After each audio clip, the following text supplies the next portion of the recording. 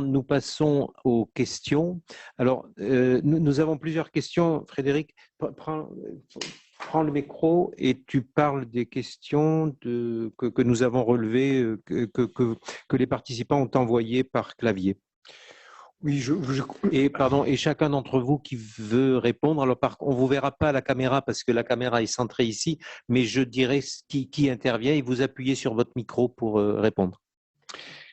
C'est une question de Monsieur Louis Bétan qui nous dit: on a parlé des charniers dans la région du Petit Lac, qu'en est-il? Est-ce que quelqu'un a des informations sur ce sujet? On a parlé des charniers dans la région du Petit Lac, qu'en est-il? Alors, Georges-Marc Benamou. Donc oui, c'est bon. Près du micro, oui. On a pu travailler, j'ai fait ce film sur les disparus d'Alger, qui répond un peu à ce que me dit M. Sévilla.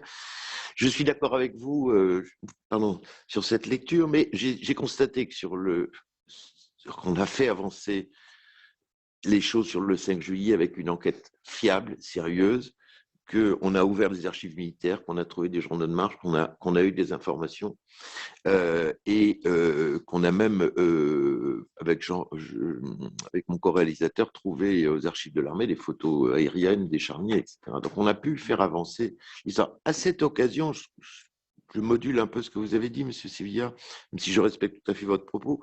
On a constaté une chose, c'est que les journaux Libération, Le Monde et le Canard enchaîné ont découvert le 5 juillet.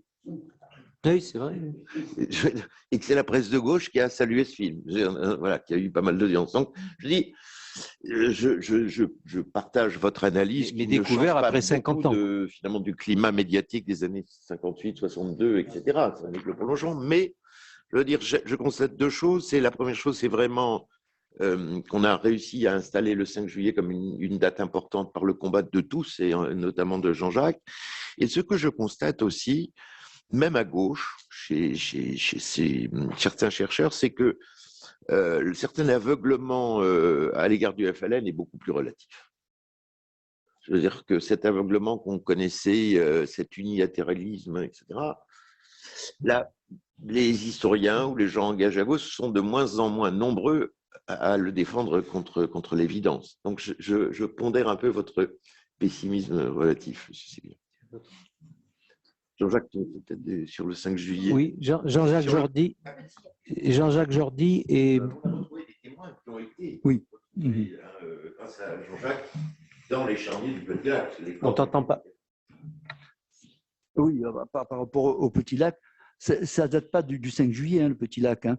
Dans les archives, on voit très bien qu'à partir de début avril, il y a déjà des personnes, alors des musulmans qui sont liquidés, mais dans la thèse de Miloud Karim Ouina, il dit bien, parce qu'il a interrogé le dirigeant d'un groupe de Fédaïn de la Wilaya 4, région 4, zone 4, et il dit, ben oui, à partir d'avril, tous les soirs, 4 à 10 membres de l'OAS étaient capturés à la lisière du quartier musulman, étaient égorgés, découpés en morceaux et jetés à la Zebkra. En fait, tout ce qui était européen y passait. Voilà le témoignage de ces dirigeants. Et quelques jours plus tard, le 12 avril 62, les militaires mettent la main sur le rapport numéro 9 de la Wilaya 5, qui porte sur la situation militaire dans la ville nouvelle à Oran et aux planteurs, où la situation est déclarée comme trouble, car si Goum ou Antar impose un régime dictatorial au Petit Lac.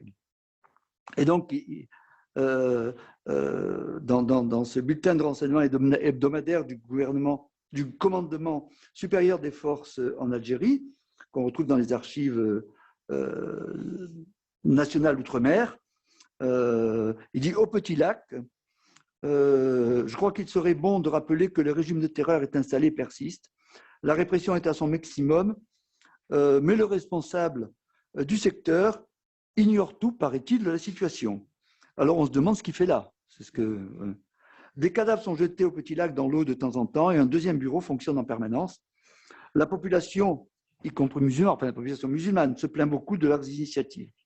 Donc, on a là déjà quelque chose qui est installé. effectivement, avec la vague d'enlèvement d'Européens à partir de mi-avril à Oran, le Petit Lac va servir effectivement de lieu, enfin de sépulture, hein, où on enterre. Et on a la preuve, puisque comme le disait Georges-Marc Benamou, par des reconnaissances à vue le 5 juillet au soir, que des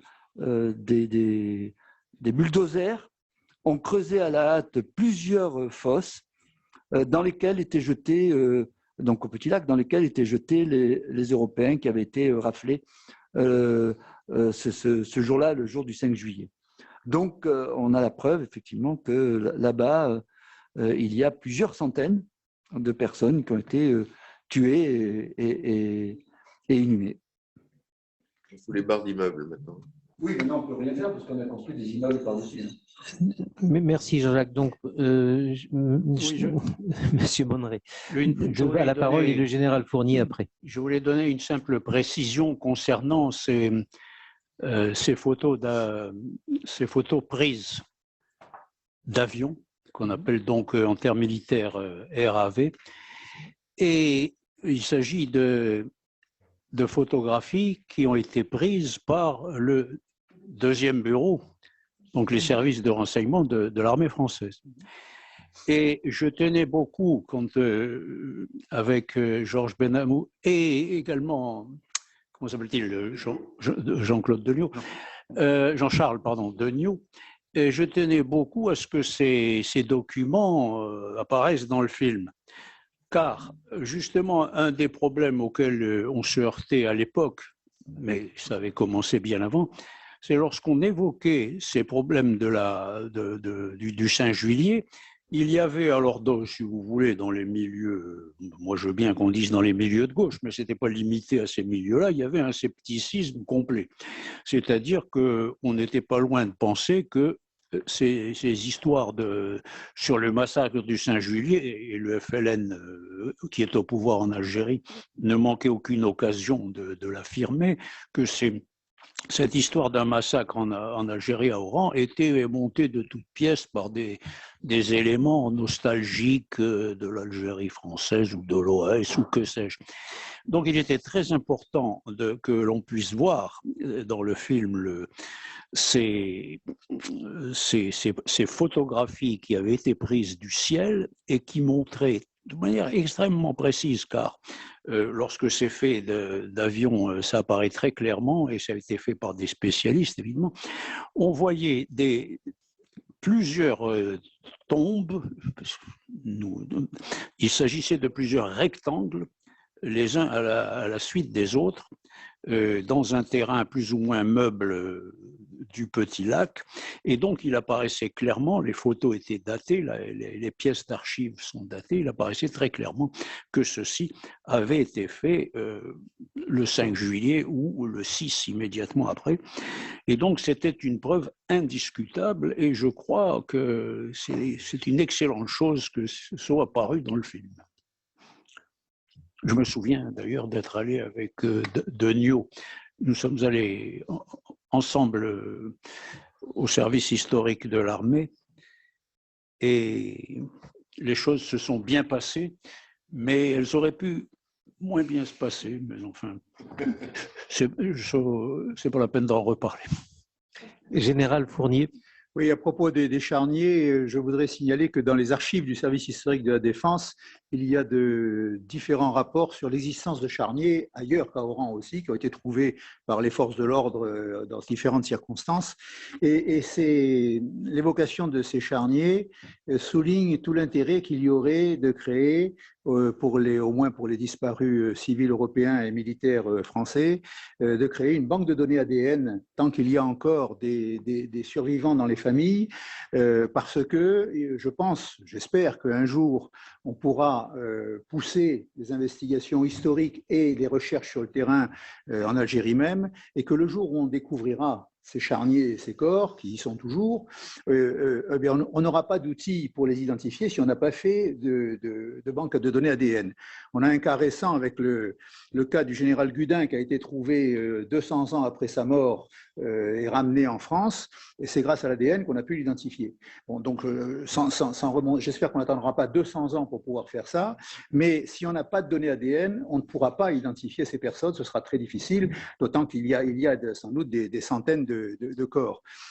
Donc, je crois qu'il faut absolument agir, notamment au plan politique, pour qu'un jour, un député propose une loi, parce qu'il faut une loi pour encadrer le recueil des données ADN, et bien qu'on puisse proposer une loi, et ça pourrait être l'occasion, cette année du 60e anniversaire, de poser les bases juridiques. Après, on verra les modalités pratiques, mais qu'on pose les bases juridiques. Et ça, il faut passer par la loi.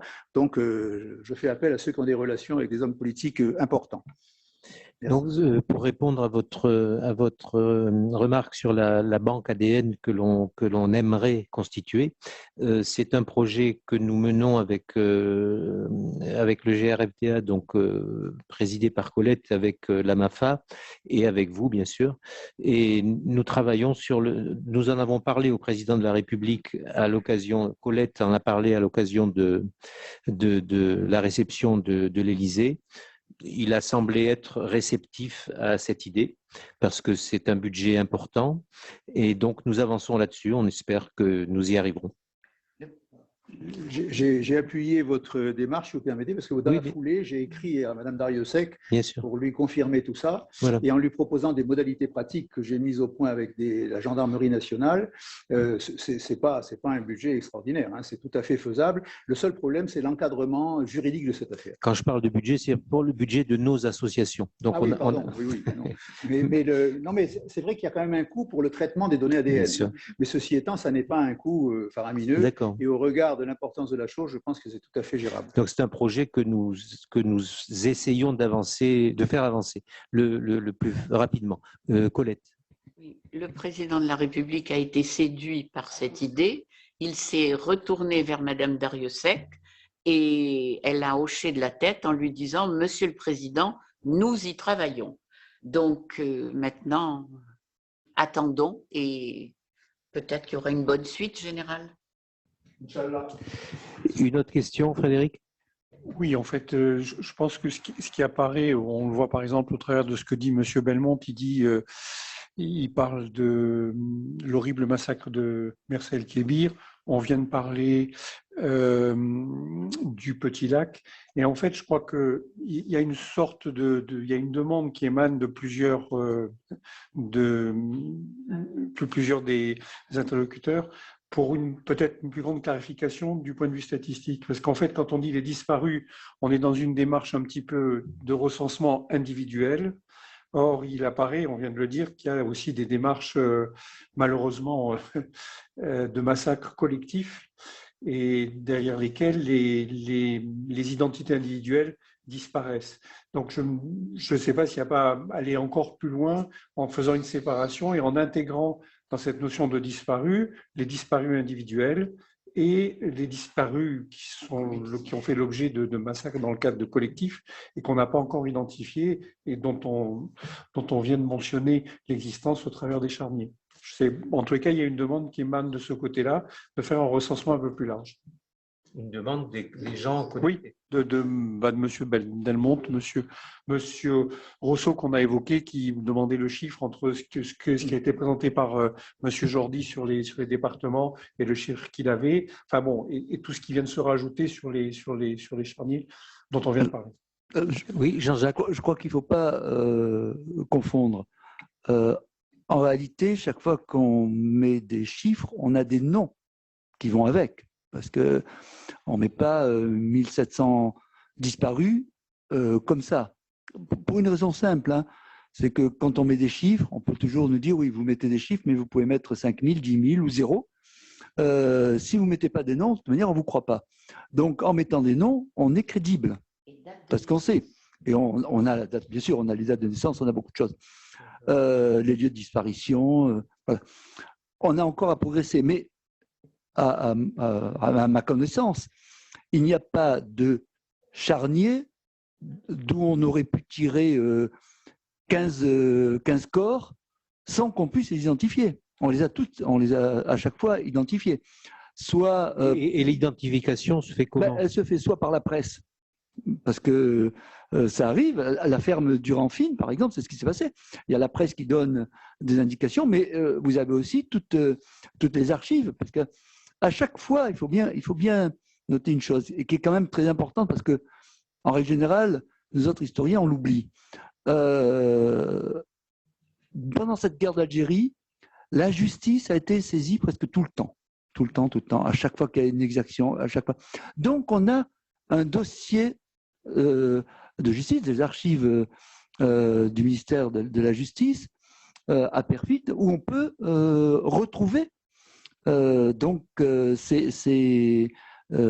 qu'il y a un juge d'instruction qui est nommé, donc il y a une enquête, on essaie de retrouver les noms, on retrouve les noms. Tu parles des déclarations faites à la gendarmerie ou ailleurs par la famille du disparu. Par la famille, mais chaque fois, par exemple, pour la ferme Durand-Fine, on a tout un dossier là-dessus. On sait exactement qui a été tué, combien ils étaient, comment ça s'est passé, etc. Et ça, on le sait parce qu'il y a eu une enquête diligentée par un juge d'instruction. Donc, souvent, on s'arrête aux archives, soit SHD, Service historique de la Défense, soit ANOM, Archives nationales Outre-mer, mais il faut aller voir aussi les archives du ministère des Affaires étrangères, mais je dirais aussi l'ensemble des archives judiciaires du ministère de la Justice.